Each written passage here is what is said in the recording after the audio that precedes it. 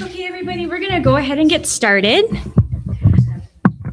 So welcome to Tudor Place. My name is Amy Durbin. I'm the Director of Education and Visitor Services here at Tudor Place. Before I introduce tonight's speaker, I'd like to share some upcoming events that we have here. Tonight's lecture is the last lecture for the spring, but we do have some other events happening in May and the summer. For those of you who are familiar with Tudor Place and those of you who it's your first time here, we have our annual spring garden party happening on May 19th. This is a unique opportunity to walk through the temple portico door, which we open once a year for this experience. And tickets are available online, over the phone, and in person. Moving into the summer, we have a slate of programs for June, July, and August, and I encourage you all to visit our website for more information to explore Tudor Place that season. And now it's my pleasure to introduce tonight's speaker.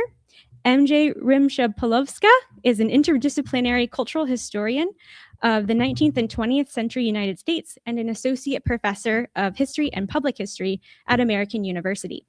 Her research interests include public history, museum studies, historiography, visual and material culture, and communications in media history.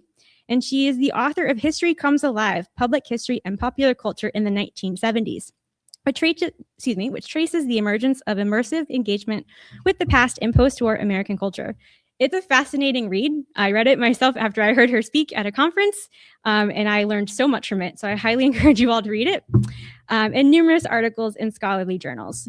She's on the board of directors of Humanities DC, the editorial board of Washington History, on advisory boards for the DC History Center and the Humanities Truck, and serves as a series editor for the National Park Service and National Council on Public History's 2021-2025 American Revolution 250th Commemoration Scholars Forums. Her work has been profiled in the Washington Post, the New York Times, Bloomberg, and Time Magazine, and in 2022, she was a featured commentator on Netflix's D.B. Cooper Where Are You? Documentary. She's currently working on two new book projects, the first about the history of visitors and newcomers to Washington, entitled Your Nation's Capital, How Visitors Made Washington, D.C. and Vice Versa. She is also completing a shorter monograph called The Historian and the Historian-ish, Notes on the Future of the Past. And now, without further ado, Professor Rymsza-Pawlowska.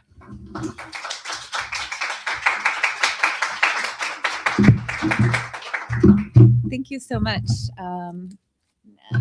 Put my glasses on. Gotta get set up here. The other thing I like to do is set myself a timer on my phone to make sure that we have plenty of time for Q&A afterwards. So I'm almost ready to go. Let's see. This is what keeps me honest. All right, I am on the clock. So thank you so much, Amy, for that. Can everybody hear me? Is this perfect? Thank you so much, Amy, for that, for hosting me and for that introduction. I am delighted to be here, especially on such a beautiful spring day, because I think what I have to say works best with some understanding of the larger context of where I'm coming from and how I came to be the person who is standing before you talking about all this stuff. I'm going to start by going through a little bit of background. So another way to say this is I'll narrate more thoroughly the introduction that Amy just gave me before I go into some bicentennial history, and then finally some more reflections on this commemoration and on commemoration in general. But I also want to take this opportunity to learn a little bit about you. So I would like, raise your hands if you are aware and thinking of the 250th. This is something you're thinking about. Okay, good. Most people. Raise your hands if you are planning programming for the 250th. Anyone here a practitioner? So a few people. Raise your hands if you know anything about the Bicentennial. Raise your hands, maybe keep them up if you remember the Bicentennial. And finally, raise your hands if you have not raised your hands before. So I think I have a good cross-section of everybody. So this all started, which is to say how I came to have so many thoughts about commemoration, because I wrote a book. The book, as Amy said, is called History Comes Alive, Popular Culture and Public History in the 1970s, which is about the way that how we engage with history during this decade, during the 1970s, changes significantly. So because I was writing about public history in the 1970s, most of the case studies in that book have to do with the Bicentennial because it was the largest public history program or event of the decade. So in a nutshell, and you should read the book, like Amy said, but in case you don't, the key argument is this. In the 1970s, Americans start desiring a much more personal, interactive, immersive engagement with history. So when people think about the history, the needs and the questions and the things they sort of seek about from encounters of the past, they want to be up close. They want to imagine themselves emotionally and often physically in the role of the historical figures, or at least to understand them in some way. So to us in the contemporary, this sounds pretty normal because these are the ways that we think about the past. But in the 1970s, it was new and different. Like this just isn't the set of questions that people had about history prior to this. Prior to the 1970s, the relationship that most people had with history in all forms was more sort of distanced. The way that I kind of make this argument is that you can tell by looking at historical output of the decade.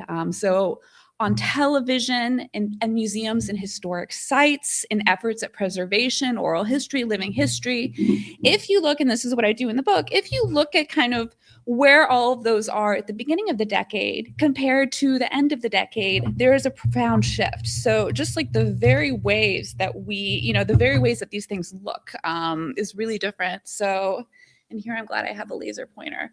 So I have two exhibits up here. There are two museum exhibits about colonial America. One is in DC. So the top one is at the National Museum of American History and the other one is in Boston. So the first is from the late 1960s. You can kind of see it's mostly just kind of things in betweens, right? This one is from the Bicentennial period. You can see they look really different. In this one, the visitor is kind of positioned facing the Minutemen, the British. And in this one, you're kind of seeing from a distance. So a lot of what I do in the book is different ways of looking at this.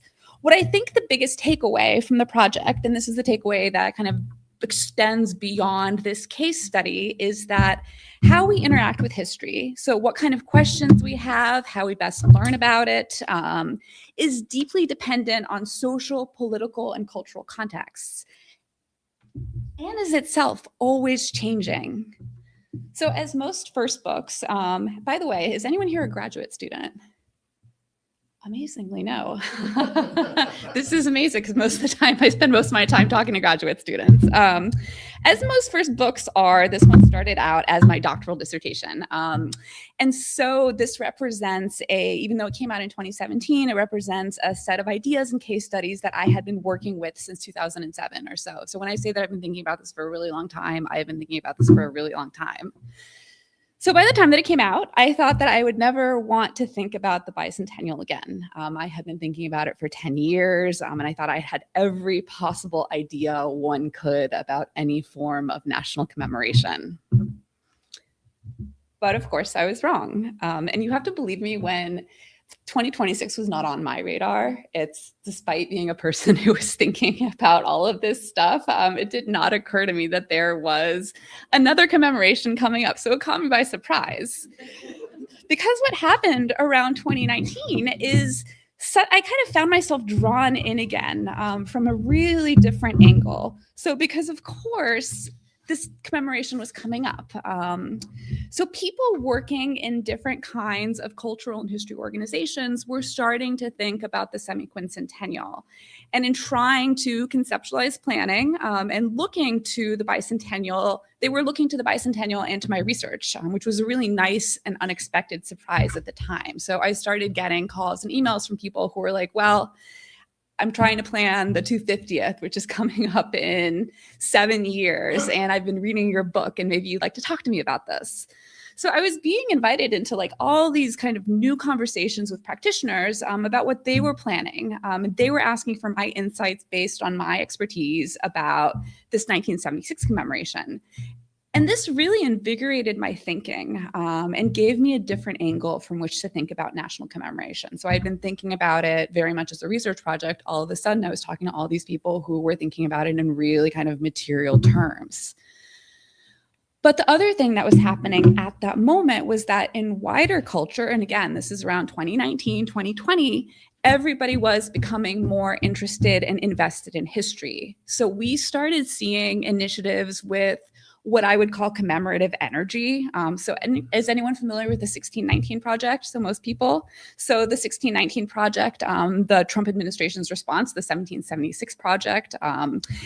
So you start seeing these kind of cultural things that are engaging some of these fault lines, that are thinking commemoratively.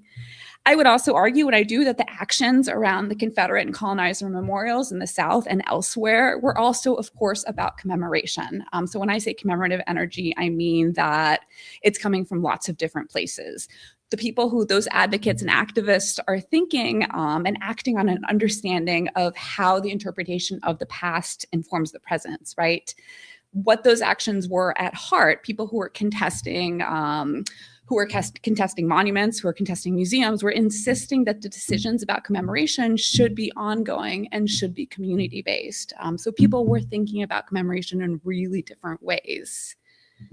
So through all of this, it was becoming apparent that a lot of people cared really deeply about history and that they were invested in taking an active and participatory role in its creation. So people were not just sitting back. People were really thinking, I want to be involved in this. At the same time, it was becoming both clear to me and to planners, so the people that I was talking to who were actually thinking about, well, how are we going to meet this moment, that these specific ways that history was being politicized would carry over into the Semiquincentennial. So this commemorative energy kind of started being incorporated into planning. So a lot of the practitioners that I was talking to were kind of trying to figure this part out. So what I actually have on this slide is a sampling of some of the efforts that had started to take place among different institutions and organizations that had to do with public engagement with and expressions of history. So many of these were initiatives that were specifically interested in widening our understanding of the revolutionary moment. So a lot of people were taking this as an opportunity to add new perspectives, new experiences. Other folks were thinking about getting people involved in history in participatory ways. So while you had kind of one subset of commemorative planning that was organized around, well, how can we change the story? Or how can we broaden the story of this moment of revolutions, of the history and legacy of, of America. And then others were like, well, how can we get as many people involved as possible? In most cases, people were sort of doing both. The latter one, and both of these are really, as I'll explain in a minute, much longer standing efforts that arguably started during the Bicentennial and were coming into fruition in this last decade, if so. So all of these projects, all of the ways that people were starting to think about the 250th were actually kind of with approaches that emerged out of the Bicentennial. That's why it's worth thinking about these two together. So as a scholar of commemoration, again, I was participating in a lot of these conversations, but I also started taking a more active role myself. So as Amy says, I was named the series editor for a 5-year collaboration between the National Park Service and the National Council on Public History. So two big organizations that really work on public history in a broad frame, that produced a series of roundtable conversations and publications. I was on an advisory committee for the American Association for State and Local History. So John Marks, who was here a couple of weeks ago, was the person at the American Association of State and Local History who was doing a lot of this stuff. I was also named, and this is a very DC thing, us at 250 fellow at a think tank in Washington, DC. And I was a research associate at the Smithsonian. So at my own university, at American University, I was named to the steering committee, the 250 steering committee. So like in all these different ways, I found myself not only talking to planners, not only kind of watching things happen, but also being a planner myself. And this very much changed the way, the set of questions that I had about commemoration. The other thing that happened is I increasingly found myself talking to the media about the bicentennial and the 250th. So not only was I thinking about all this stuff in a passive way by being involved in these different efforts, but people were calling me up and saying, well, what do you think about this? So these are all the opportunities that I had to really figure out where I stood on this. I will say the reason that I'm saying this, and this is something I do with my students too, is, like nothing exists outside of context. All of the ideas that I am sharing with you have to do with my particular positionality, my lived experience. So this is why I think it's useful to kind of give you a sense of that, so that you understand these aren't just kind of, like things that come into me from the ether, that they are the result of a set of really specific practices.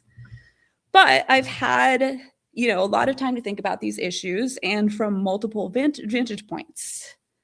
I'm going to mention one more development that somewhat changed, or at least refined my perspective, that had to do with my own experience, my professional life. So I had started this research. So when I started thinking about the bicentennial, I was a doctoral student in American studies, who, while dabbling in public history projects of all kinds, was primarily interested in thinking through how all of the projects that I wrote about reflected a cultural shift. So I was thinking about messaging and engagement, in a fairly abstract or theoretical sense. So the actual kind of work that I was doing, it was more kind of cultural studies work. But once I finished my PhD, I ended up in history departments and in public history graduate programs. Who here, does everyone have a sense of kind of what public history is? Yes? All right, good. So first I was at Eastern Illinois University, and then at American University, where I've been for over 10 years. So through that work, I was working more closely with people and organizations whose relationships with commemorative projects in general and the bicentennial were much more material. So instead of just kind of thinking about stuff, most of the people that I was encountering with were kind of doing the work.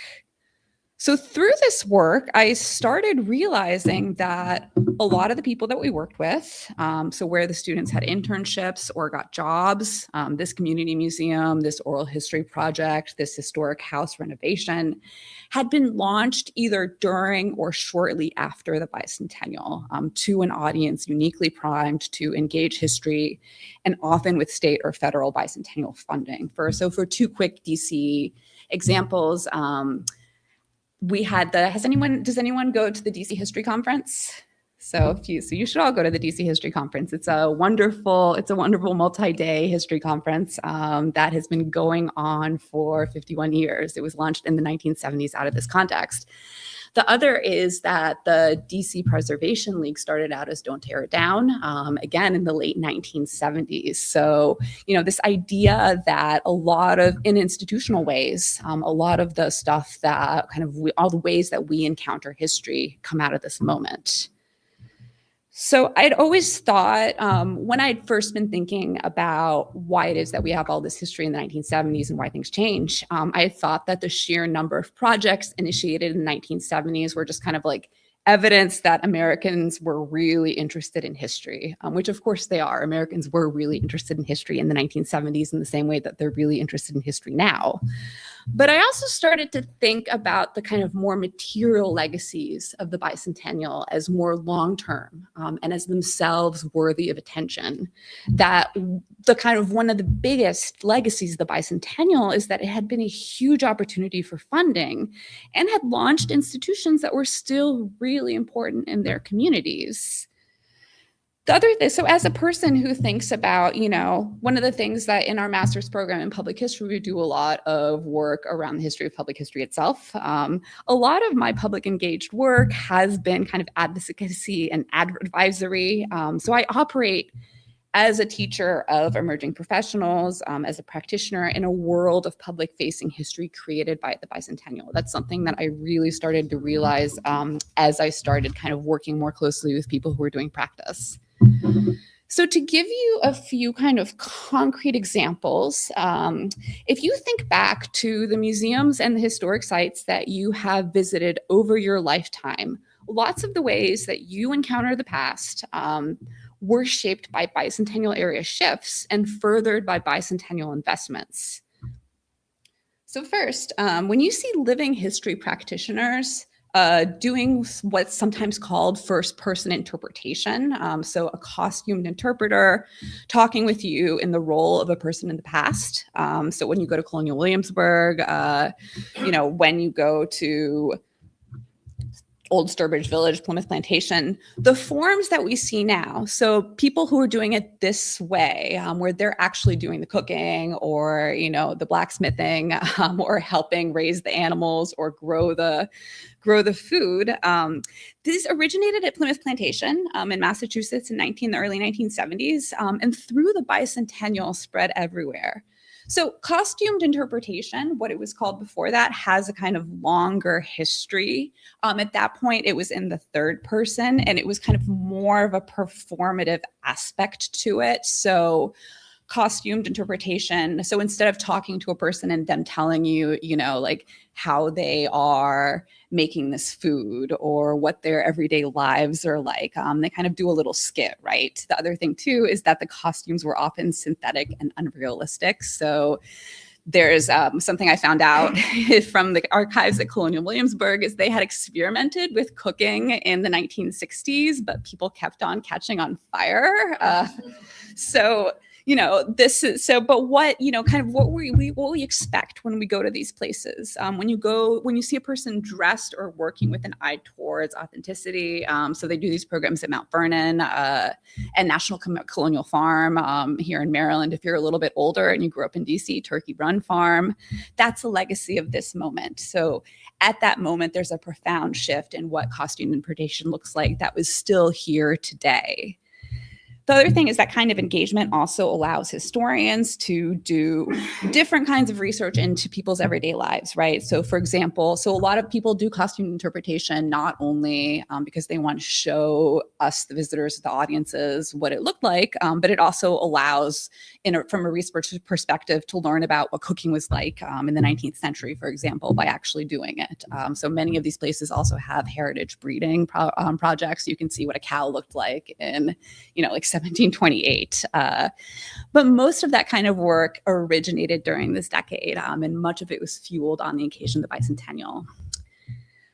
The other thing is bottom-up historical interpretation. So again, when you visit a museum or a historic site, and you learn about the lives of the people who live there. You learn not only about the lives of the wealthy and the influential, but you also learn about women's work, the lives of enslaved people, the experience of laborers, people whose lives are going to be closer to your own than, say, Abraham Lincoln or George Washington, or the people who lived in this house. That there is a lot of effort, to also think about the other people who are living and working in this house. So again, this is something that we see in many historic sites that have these kinds of initiatives. The origins of the shifts are in the social movements in the 1960s, right? So in the 1960s and then into the 1970s, you have social movements, women's rights, civil rights, that are advocating for expanded rights and representation for more people. And in the process, they are considering the histories of those people. So people of color, working people, women. So many of the kind of social movements of the 1960s have a historical dimension. In academic departments, this was what was called the new social history. But also a lot of this is happening out in community efforts. And again, that way of looking at history, the way of thinking about history from the kind of, from the bottom up as opposed to the top down was, again, institutionalized in the next decade during the bicentennial. Hand in hand with that, part of bottom-up history was also getting everyday individuals involved in the work of history and in the work of their own history.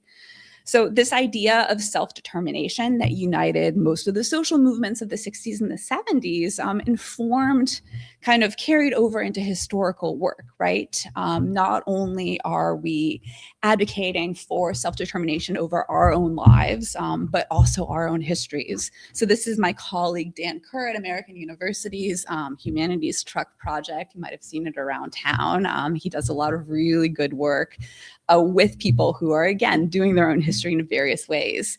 But when you go to the local library, so I'll pump my, so I'm on the board of Humanities DC, a wonderful organization. We have a community oral history initiative where it's a grant line that people are kind of given money to learn how to do oral history and do oral histories of their own communities.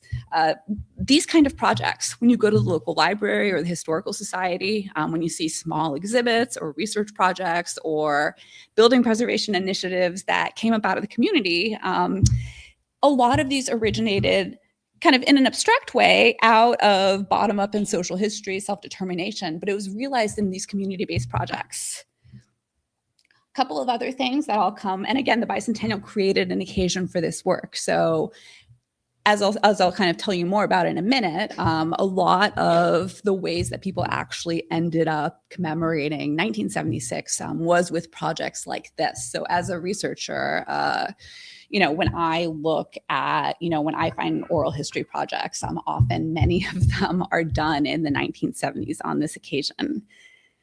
Another one I kind of already mentioned is interactive museum exhibitions. So this kind of effort to move exhibition out of the vitrine. Again, this is all commonplace to us now. But this is the era where designers become involved in exhibition making. So you see less kind of diorama, label, distance. Some of this is connected to kind of world's fairs and trade shows, but it was during the Bicentennial that there was really enough of an occasion to do history exhibits that this sort of design and immersion became commonplace. So it's during the Bicentennial that you saw a large scale of exhibits that looked really different, that put the viewer in the middle of the action or like gave them a bucket to lift so they could see how heavy there was. And that's something that we still see today. Less visibly, but as importantly, the field of public history itself. So the first public history program that I ever worked in at Eastern Illinois University was founded in 1976. There's programs like that all over the country. The formal profession, the professional organization, the National Council on Public History, this was founded in the 1970s because there were so many jobs and interests in history. So public history, and this is something that public historians fight about all the time. What is the true origin of the field? But the formal origin of the field, the foundation of all these organizations is actually during the Bicentennial moment, because in response to this kind of massive flowering of history. The last thing, grant making directly to community initiatives. In the United States, many local cultural and historical projects receive federal funding through what are called humanities councils. You might have been reading about this in the news lately. Grant makers support local history and humanities come to us through this model of dissemination of federal funding that originated under the commemoration. So one of the kind of most tangible back-end legacies of the Bicentennial is when the federal Bicentennial dispersed funding for all of these projects, it did so through state councils. And a couple of years later, in the late 1978, 1979, when the humanities councils, so again here, Humanities DC, but every state has one, that model came to us from the Bicentennial. So in all of these different ways, all these legacies are around us, and they kind of underwrite how we encounter history in really, really material ways.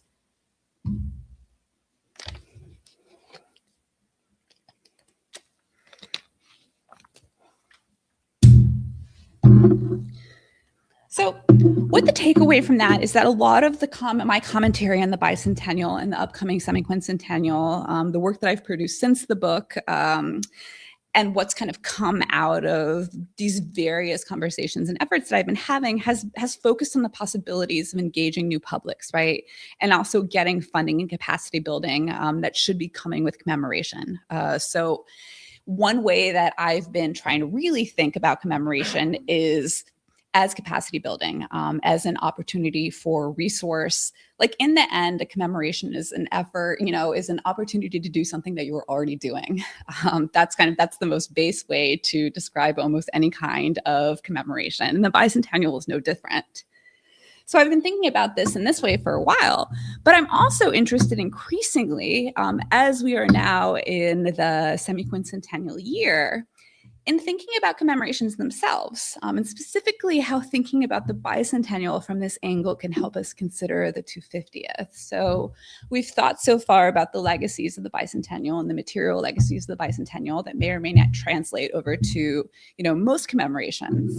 But I want to step back and talk about, kind of give you an overview of the trajectory of bicentennial planning. This might be an old story for some people, and then a totally new story for other people. And there are parts of it that people are always surprised to hear.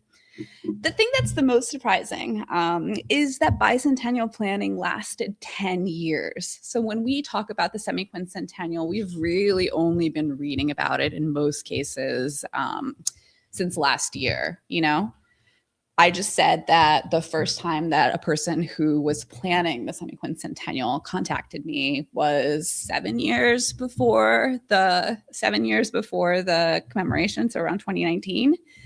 These people started in 1966. The first commission was formed with personnel appointed by Lyndon Johnson, who was president at the time.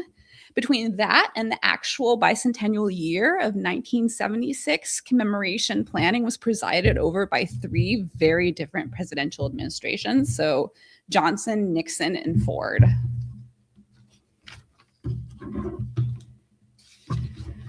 The other thing is, of course, is that this decade also saw, while this is all happening from 1966, when people start, when the bicentennial starts seeing a glimmer in people's eyes, to 1976, when they actually, go out and do something, it's a really tumultuous decade. So you see the escalation and the end of the Vietnam War, you see massive protests, you see multiple social movements, and the testing of the American political system, right? The very thing that on the face of it, we're supposed to be commemorating, that culminated in the Watergate scandal and in Nixon's resignation. That is a wild 10 years to be planning this event in. This is all to say that over the course of commemorative planning, the larger social and political context and really the national mood changed so much, which also means that planning and expectations changed a great deal. I like to remind people thinking about the semiquincentennial this because oftentimes they're thinking about the volatility of our own political moment. So when I talk to people about the 250th, one of the first things that they say is like, what could we possibly be doing right now? There's so much, there's so many other things going on. But, a lot of stuff was going on in the 1970s. And really, if we talk about it, the 1870s too. So this is an old story. I also like to emphasize the shifts and the degrees to which each new iteration of the bicentennial reflected its own surrounding circumstances. So you have, again, 3 different administrations, 10 years, a whole lot of stuff going on. In general, the federal planners appointed through these 3 administrations tried to set the tone for national commemorations in really different ways. And each of those ways reflected their own political projects. So under Johnson, so this is from 1966 to 1968, the bicentennial was going to be an international exposition, a forward-looking World's Fair that would try to address some of the problems in the present and model efforts for the future.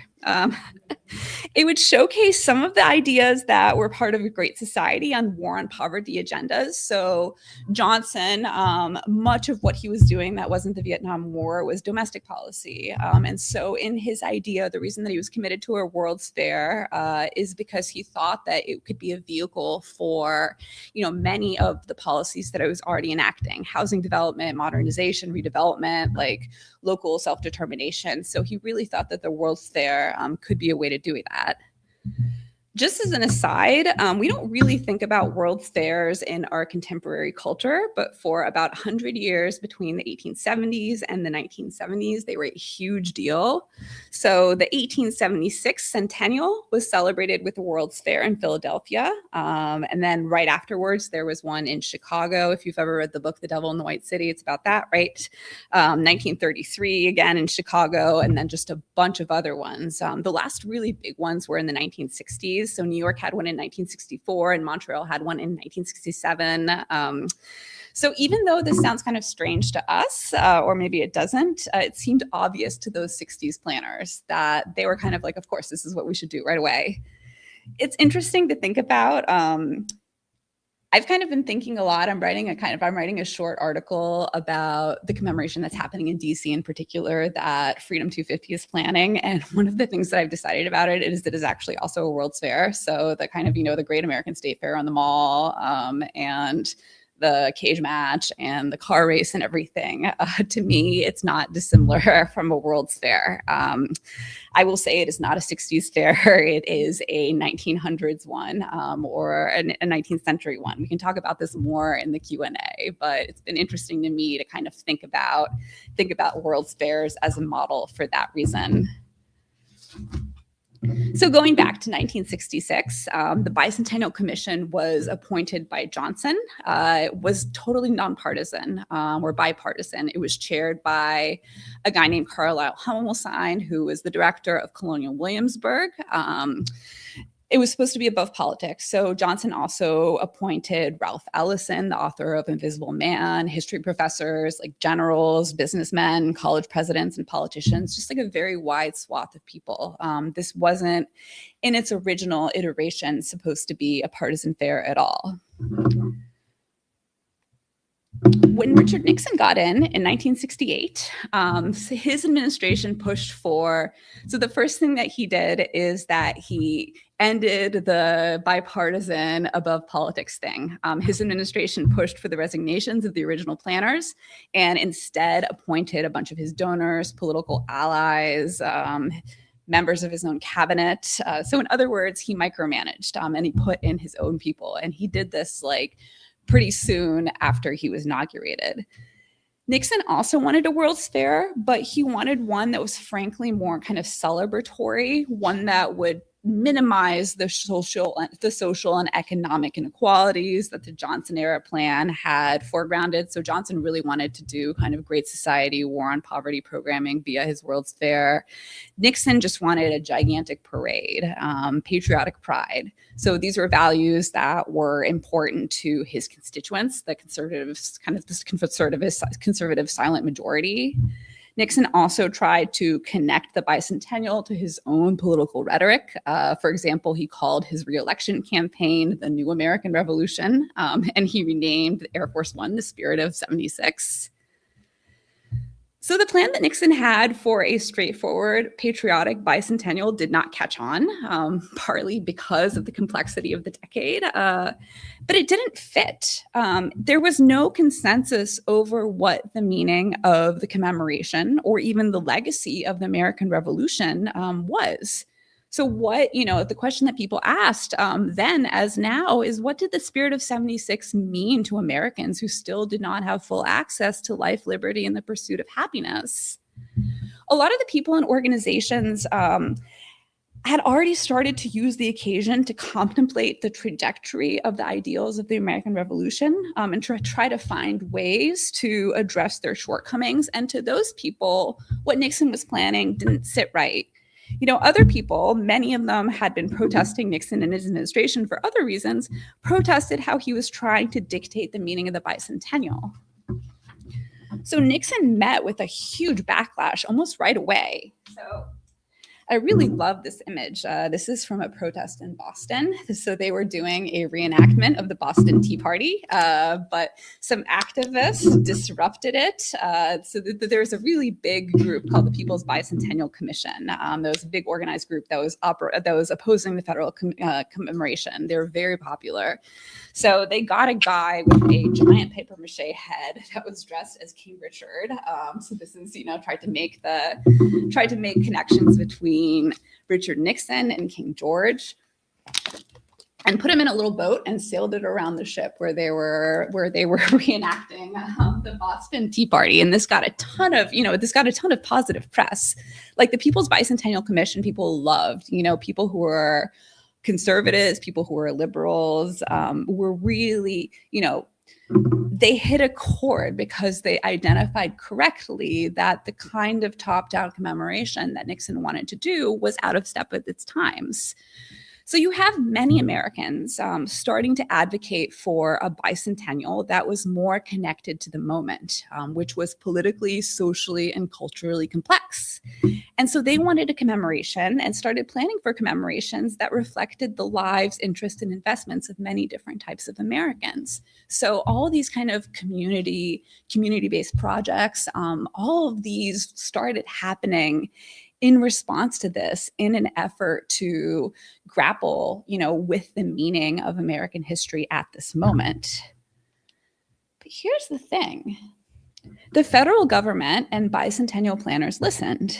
So partly because of the protests being so widespread, they also started calling the bicentennial the BUY centennial and accused Nixon of trying to steal the bicentennial. So there was a lot of protest.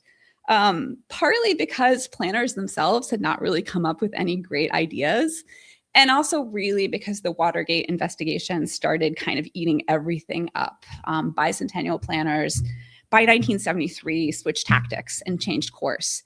So in 1973, planners announced a new approach to the bicentennial, and one that they felt was more fitting to the times. So Nixon announced that the bicentennial was going to be grassroots. He disbanded the first kind of partisan bicentennial organization, the American Revolutionary Bicentennial Commission, and started a new one, the American Revolutionary Bicentennial Administration. So people actually kind of made the bicentennial grassroots. So what we ended up with from Nixon into Ford, I will say, kind of went along with this. Unlike either Johnson or Nixon or current administration, he didn't really, he didn't catch hold of the commemoration as a real opportunity. He actually spent July 4th not in Washington, D.C., but golfing out at Burning Tree. So yeah, I think he went to the National Archives in the morning, but he was pretty checked out. So this is really, by 1973, we had in place the kind of bicentennial that we probably remember, right? So this has been characterized as a grassroots bicentennial. So you had big flagship events. So those of you who remember the bicentennial might remember the tall ships or the fireworks of the bicentennial wagon train. But really, you had thousands of small projects recognized and also often funded through the federal and state commissions and publicized and recorded by federal planners. This is what ended up being the bicentennial. So just to give you an idea of what this looked like in practice, here in Washington, D.C., locals formed a bicentennial assembly of more than 200 people who planned community events, did neighborhood histories, and in many other ways got involved in the life of the city. All over the country, you had bicentennial oral history projects focusing on the lives of factory workers, Black people, women, farmers. You had small community festivals, you had just tons and tons of different things, but they all reflected the lives of the people participating in them. And for researchers, what was really nice is these were all gathered into a 6-volume book that was published by the government printing office. So we actually have a record of every single thing that was recognized as a bicentennial activity, and there are literally thousands of them. In some ways, everybody won. Federal planners could and did point to all of these individual efforts and events and say that the bicentennial was a success. But also people all over the nation found ways to engage with the bicentennial that were meaningful to them and had longer standing impact in their communities. So when we think about all of these, all of the capacity and the resource building, all of the ways that we engage with the past changed during the bicentennial, it's because people made it so. So something interesting that has happened to me as a result of becoming a kind of public voice around commemoration is I'm often asked to comment on 250 planning and specifically give you the kind of comparison that I'm doing now. And the question that I'm always asked is, what are the parallels between the bicentennial and the semiquincentennial? So I saw people nodding, especially when I was talking about kind of the Nixon part. This is what I say. When I look at what has emerged to be the key national organization for the bicentennial, so there's the troubled kind of America 250. Now there's a new organization called Freedom 250. I see the Nixon era commission. If you've read, so lots of people raise their hands when they say they've been thinking about this. If you've read newspaper articles, usually that's the angle that many of them take, that this is not dissimilar than what was happening in the 1970s. A commission stacked with political allies of the current administration, rocked by scandal, not resonant with many Americans. So in many ways, the parallels are evident. Doing comparison, it's easy to see the ways that history might be repeating itself for many of the same reasons.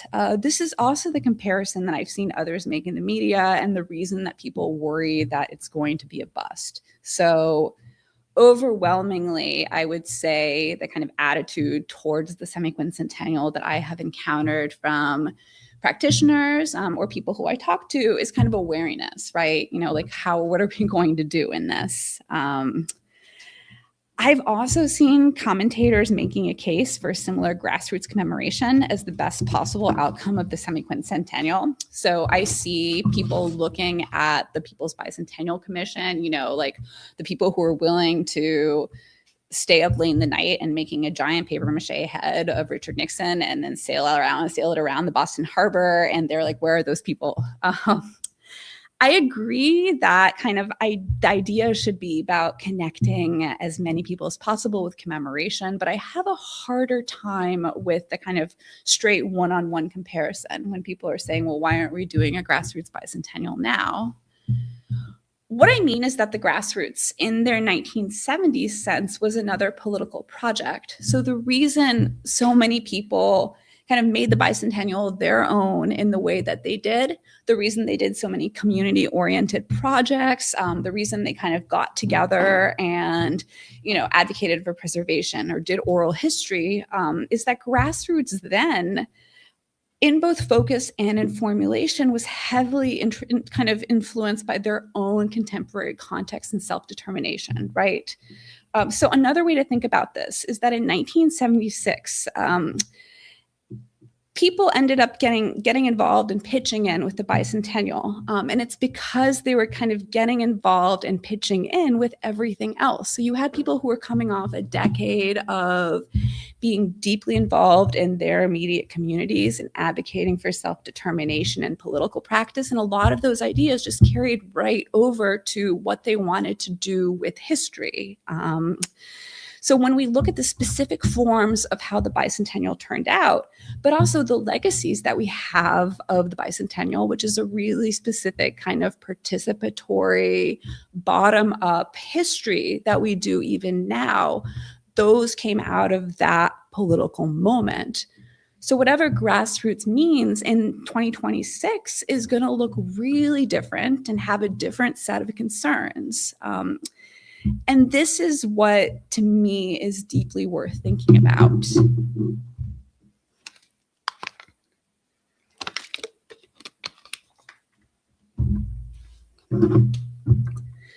So from all of this, I've come to think of commemorations. So this is where we get to the now part. For all of this, I've come to think of commemorations as accelerants or clarifiers. In the ways that they capture attention, assemble coalitions, and bring funding and concrete material resources, they make visible and amplify ideas and efforts that are already emergent. So what we would ask now is, what is emergent at this moment? in the same way that the long-standing legacies of the bicentennial were the growth and institutionalization of new forms of history that were just then coming up, the legacies of the semiquincentennial will end up being what we do in the 250th. So as a keen follower of the profession and the public sphere, I am of course interested in what history that we'll be talking about. And a lot of the ways that I've seen people talking about the semiquincentennial has to do with content. I'm as interested in form, which is how we are actually doing history. So I want to go back to what I called at the beginning of this talk, commemorative energy. So as I said, my first book was about a big shift in the way that people engage with the past, what their needs and their expectations are, how they understand their relationship with history, and how this is reflected and constituted by popular and public history. So whatever people, however people think about themselves is always manifested in the culture around us, right? So if in the 1970s, people wanted a more personal, immersive relationship with history, I think something really different is happening now. And it has more to do with the ways that people have access to information and content.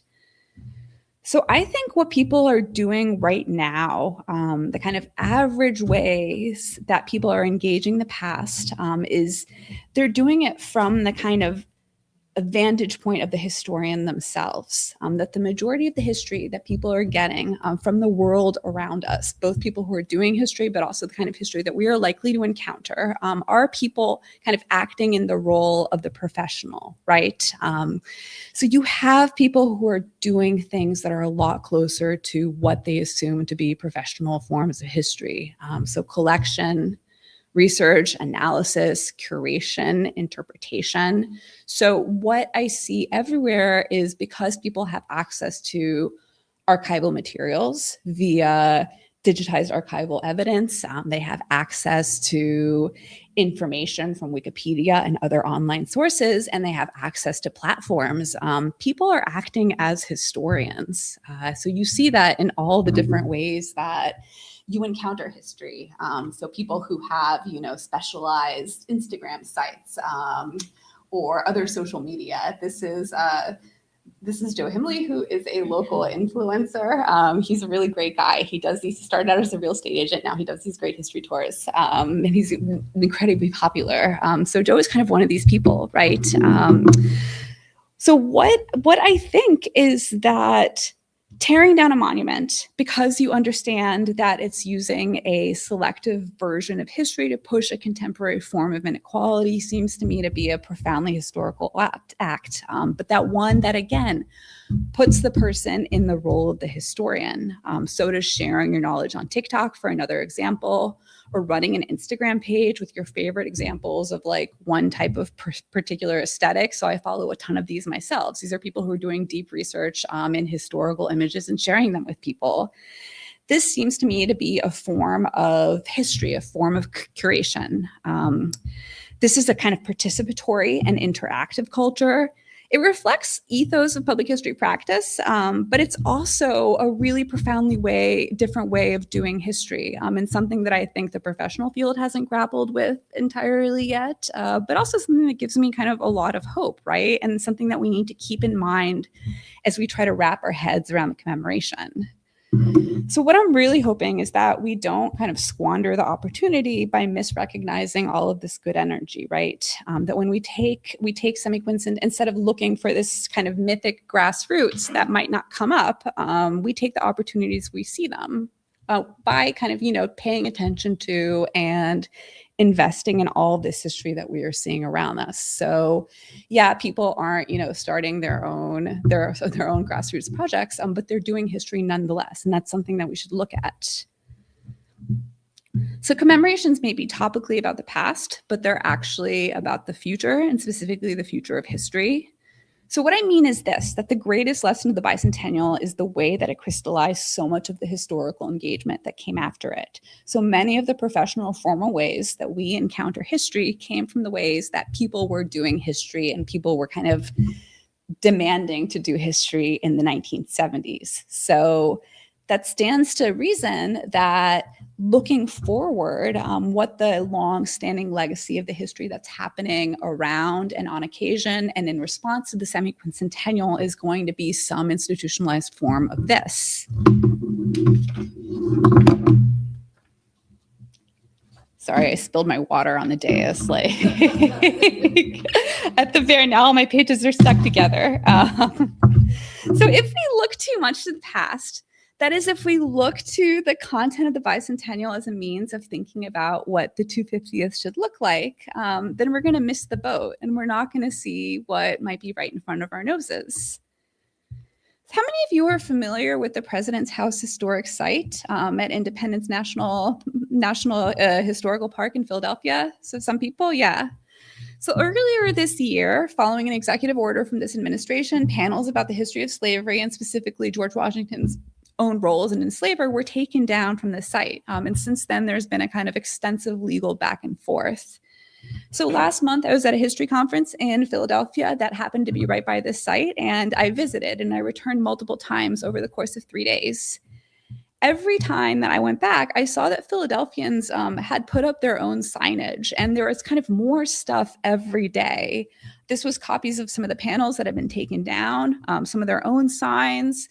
They put up copies of news coverage so more people could learn about what was going on. So basically, people were putting up their own exhibit. I also saw people who were young and old and school groups and other people from the conference all kind of engaging the site and each other.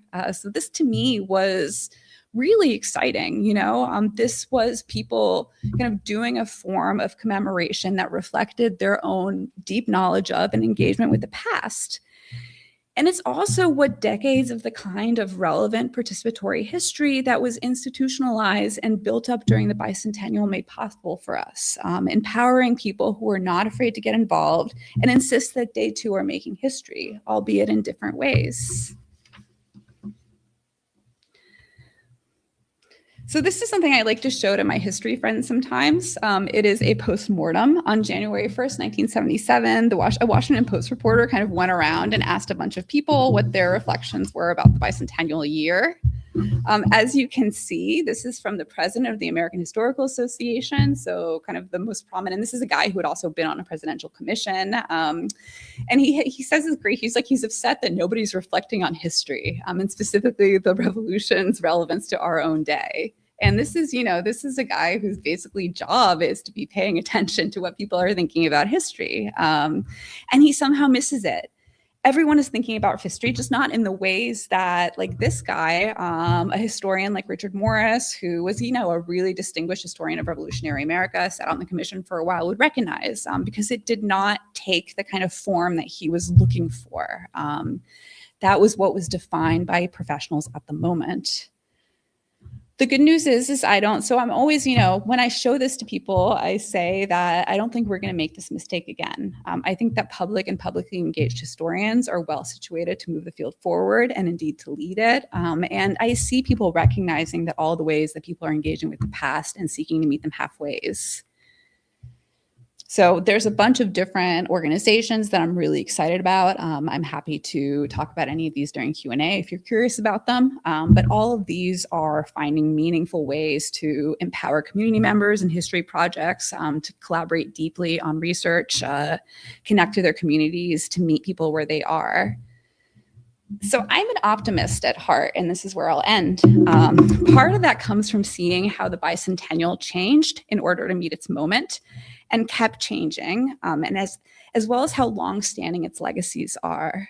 I still talk to people who are like, wow, when I talk to people about studying the bicentennial, they say, this really changed me so much. This is the first time that I encountered history that, was exciting to me, or this is what made me become a historian. This motivated me to participate. This got me interested in the past. And that's really excellent to see and to hear about. I think right now there's so many people who are interested in history and putting it out there that we are in the midst of a sea change. There's so many organizations that are meeting the moment.